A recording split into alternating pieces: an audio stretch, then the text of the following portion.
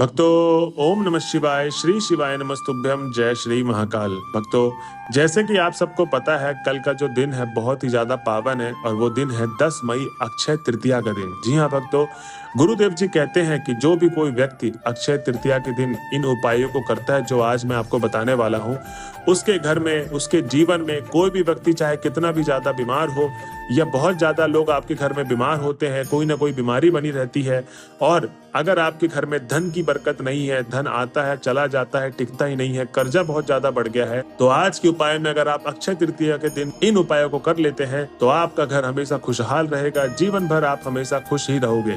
तो भक्तों, चलिए चलते हैं उपाय की तरफ। उससे पहले मैं आपको बताना चाहूंगा कि जैसे कि भक्तों, गुरुदेव जी की जो कथा होती है उसमें बहुत सारे लोग पत्र लिखते हैं। उन पत्रों में बहुत सारे लोग अपनी मनोकामना मांगते हुए प्रश्न भी पूछते हैं कि हे गुरुदेव, हमारे घर में बहुत सारी समस्याएं हैं, कृपया करके हमें उपाय बताइए। जो मैंने आपको समस्या बताई थी धन से रिलेटेड, बीमारी से रिलेटेड, वही सब उन्होंने पूछा था। और वहीं से गुरुदेव जी ने बताया था कि जो भी व्यक्ति अक्षय तृतीया के दिन उपायों को करता है उसके घर में जीवन काल के लिए लक्ष्मी विराजमान हो जाती हैं और आपके घर में कोई भी व्यक्ति बीमार नहीं होगा, हमेशा ही तंदुरुस्त रहेगा, कोई भी बीमारी उसका कुछ नहीं कर सकती। तो भक्तों, मैं ये इसलिए आपको बता रहा हूँ क्योंकि अक्षय तृतीया के दिन गुरुदेव जी बोलते हैं कि ये इतना बड़ा पावन दिन है कि जो दिवाली का समय होता है, पावन अवसर होता है दिवाली का, वो ही सेम का सेम आपको अक्षय तृतीया के दिन ही वो पावन अवसर माना जाता है। इस दिन सोना चांदी भी खरीदा जाता है और इस दिन आप कोई भी उपाय करते हैं, कोई लग्न नहीं देखा जाता, कोई समय काल नहीं देखा जाता है।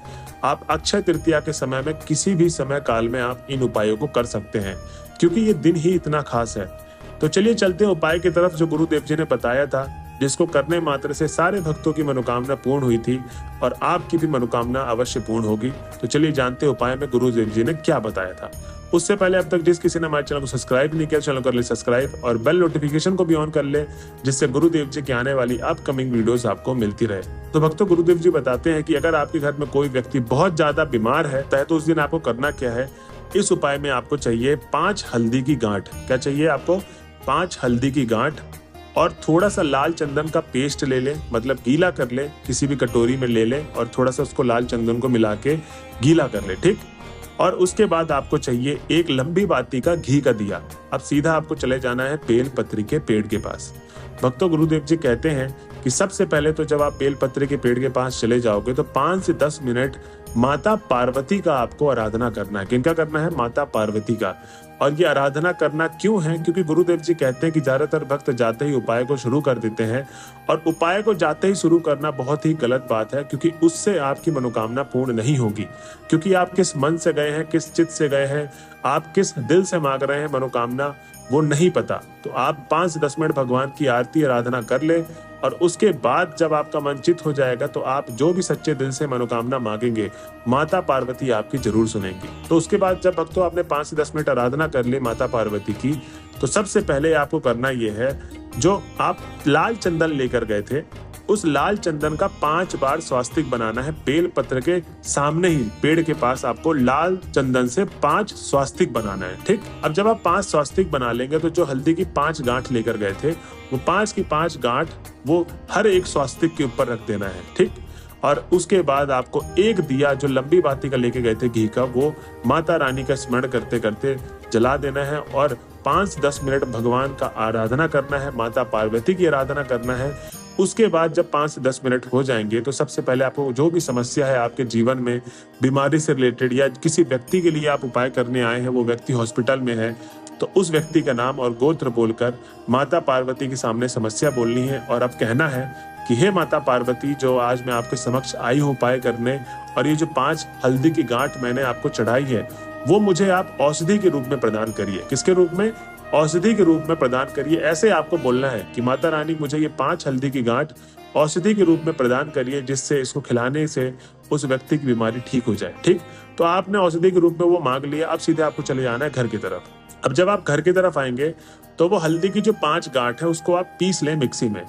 उसके बाद जब आप उसको पाउडर फॉर्म में बना लेंगे तो सबसे पहले तो आप जो किचन में हल्दी यूज करते हैं उस डब्बे को आप खाली करके उस 5 हल्दी की गांठ वाले पाउडर को डाल लेना है। अब जब भी आपके घर में कोई भी सब्जी बनती है, खाना बनता है, या उस व्यक्ति को दूध में हल्दी मिला के देते हैं, तो उस व्यक्ति को हर बार आपको वही 5 हल्दी की गांठ के पाउडर वाला जो आपने औषधि के रूप में मांगा है उसको वही देना है और भक्तों गुरुदेव जी कहते हैं कि ये व्यक्ति स्वस्थ आदमी भी ले सकता है, उसके जीवन में कभी भी बीमारी उसको टच नहीं करेगी। और भक्तों ये हल्दी स्वस्थ आदमी भी ले सकता है जो कोई बीमार नहीं है, उसके जीवन में बीमारी कभी दूर दूर तक भी नहीं आएगी। तो भक्तों ये था पहला उपाय। अब हम चलते हैं अगले उपाय की तरफ जो गुरुदेव जी ने बताया है। ये उपाय कौन सा है? कौड़ी वाला उपाय है। इसको गुरुदेव जी बोलते हैं कि अगर आप कौड़ी वाला उपाय अक्षय तृतीया के दिन कर लेते हैं, जो सबसे इंपॉर्टेंट उपाय है कल के दिन करने वाला, अगर आप इस दिन कर लेते हैं ये उपाय, तो आपके घर में कभी भी धन की कमी नहीं होगी, धन की बरकत हमेशा बनी रहेगी, लक्ष्मी माता आपके घर में हमेशा विराजमान करेंगी।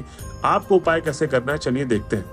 तो सबसे पहले तो आपको क्या करना है, अगर आपके घर में कौड़ी है तो बहुत बढ़िया बात, अगर कौड़ी नहीं है तो किराना दुकान में या किसी भी पूजा पाठ की दुकान में आप चले जाएं, वहां पर आपको 5 से 7 रुपए की कौड़ी मिल जाएगी।